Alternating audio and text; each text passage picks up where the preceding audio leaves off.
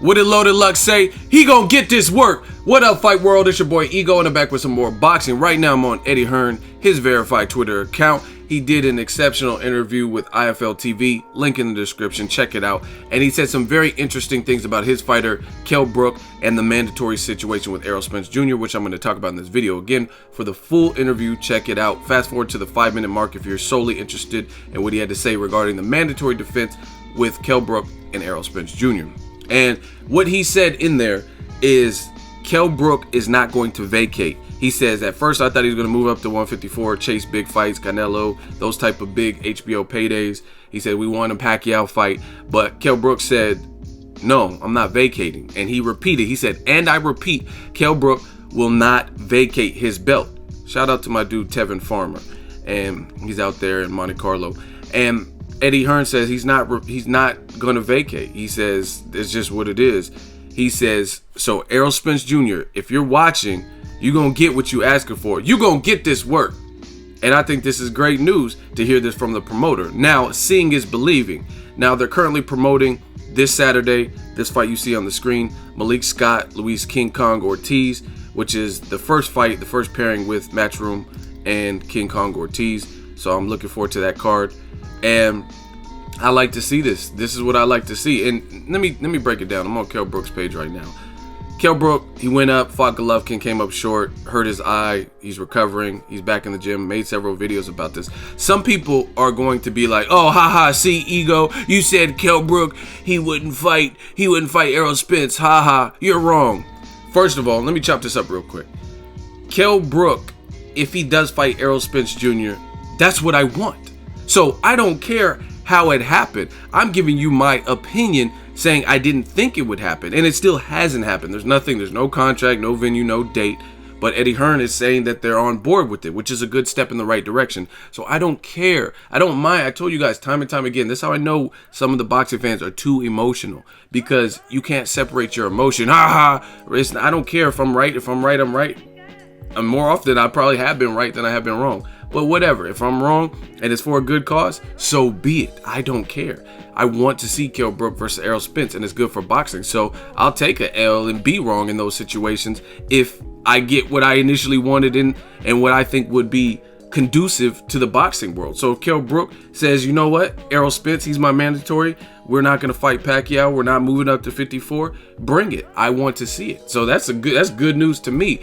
Besides that, some of you guys are meatheads and you don't understand that perhaps it's people like me who are calling for the fight. Go to my page. Look at all these videos I've made.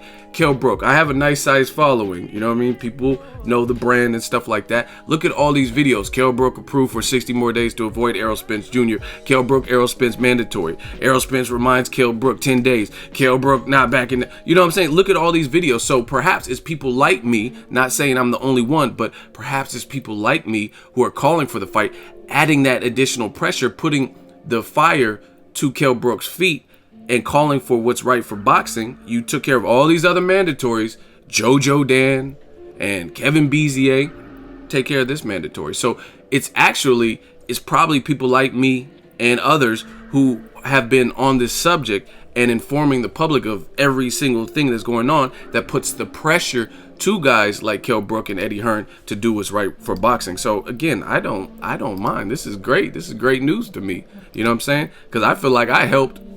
Rest in peace to Mike Towell. But I feel like I helped with this process. You know what I mean? People are paying attention and craving the fight. You know what I mean? Video after video and stuff. I see all the comments. It's generating comments, generating interest. Eddie Hearn tells you in the interview with IFL TV that, you know what? I myself, he said personally himself, he thought Kell Brook was going to vacate. But Kell Brook was like, nah. He said, Eddie Hearn said people just assumed Kell Brook was going to vacate. And he thinks that's what's amping Kell Brook up to want the fight. Because, again, pressure from guys like me. You know what I'm saying? It's amping him up. Now there's so much pressure. So he's like, okay, I'll fight this dude. And they said he's going to get what he wants. Great for boxing fans. May the best man win. I told you I wasn't on board with him moving up to 160 anyway.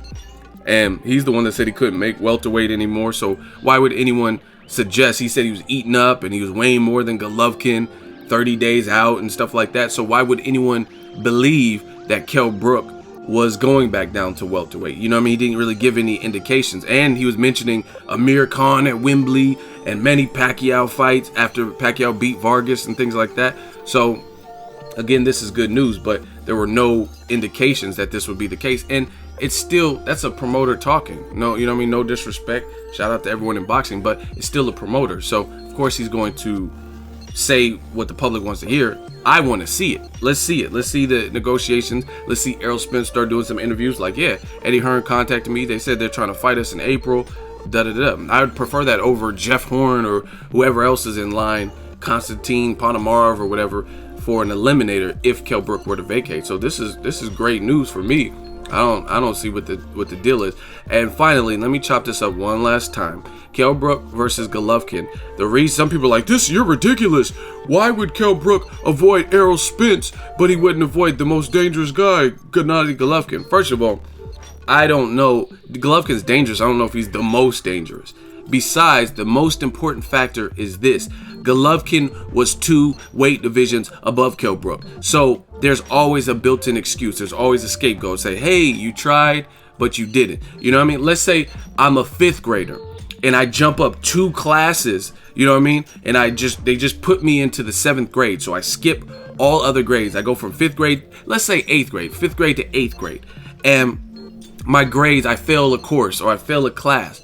I'm a 5th grader in an 8th grade class.